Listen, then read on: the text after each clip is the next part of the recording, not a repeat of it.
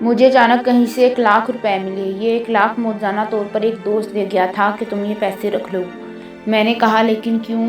کہتا ویسے ہی میرے پاس پڑے تھے تو سوچا تمہیں دے آؤں، شاید تمہارے کام آ جائیں۔ کہنے لگا میں کافی دنوں سے تمہیں یہ پیسے دینا چاہتا تھا لیکن وقت نہیں مل رہا تھا۔ مجھے وجہ سمجھ نہیں آ رہی تھی یہ کیوں پیسے دے رہا ہے۔ خیر اس کے بے حد اصرار پر میں نے پیسے لے لیے اور گھر بھیج دیے، کیونکہ پچھلے 6 ماہ سے میں پاکستان اپنی والدہ اور بیوی بچوں کو پیسے نہ بھیج سکا تھا۔ پیسے بھیجنے کے بعد امی کو فون کیا یہ بتانے کے لیے کہ آپ کو 1,00,000 روپے بھیجے ہیں، 2 دن تک بینک سے لے آئیں۔ یہ سن کر والدہ نے زاروں تار رونا شروع کر دیا۔ میں نے پوچھا امی جی کیا ہوا؟ فون پر سسکیوں کی آواز سن کر پریشان ہو گیا۔ پھر پوچھا امی جی کیا ہوا؟ ماں کے حلق سے آواز نہ نکلتی تھی، بڑی مشکل سے روتے ہوئے بس یہی کہہ پائیں کہ بے شک وہی رازق ہے، وہی دینے والا ہے، وہی انتظام کرتا ہے، اور روتی جاتی ہوں۔ جب کچھ صبر آیا تب امی جان کہنے لگی کہ بتاؤ تمہارے پاس یہ پیسے کہاں سے آئے؟ تم تو فارغ ہو۔ میں نے بتایا کہ ایک دوست گھر آ کر دے گیا ہے۔ یہ الفاظ سننے تھے کہ ماں نے پھر رونا شروع کر دیا۔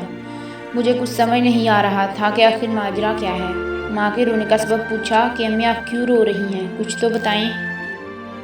تو کہنے لگی کہ 15 دن پہلے مسجد سے کچھ لوگ آئے تھے کہ مسجد کی تعمیر میں حصہ ڈالیں۔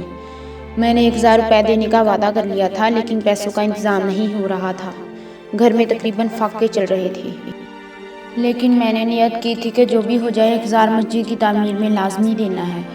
ابھی 10 منٹ پہلے وہ لوگ آئے تھے تو میں نے اپنی ساری جمع پونجی انہیں دے دی، جو بڑی مشکل سے 1,000 روپے بنے تھے، اور ابھی دروازے سے واپس لوٹتے ہوئے سوچ رہی تھی کہ اب خدا سے تجارت کر لے، اب رزق کا سامان وہ کرے گا۔ اور 10 منٹ بھی نہیں گزرے تمہارا فون آ گیا کہ 1,00,000 روپے بھیجے ہیں۔ امی روتی جا رہی تھی اور کہتی جاتی بے شک خدا کی راہ میں دینے والوں کو وہ اور بڑھا کر دیتا ہے۔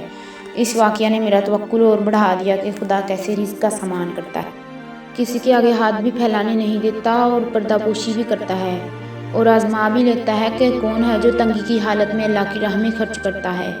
بے شک وہ بڑا غفور الرحیم ہے، اس کے کرم کی کوئی حد نہیں۔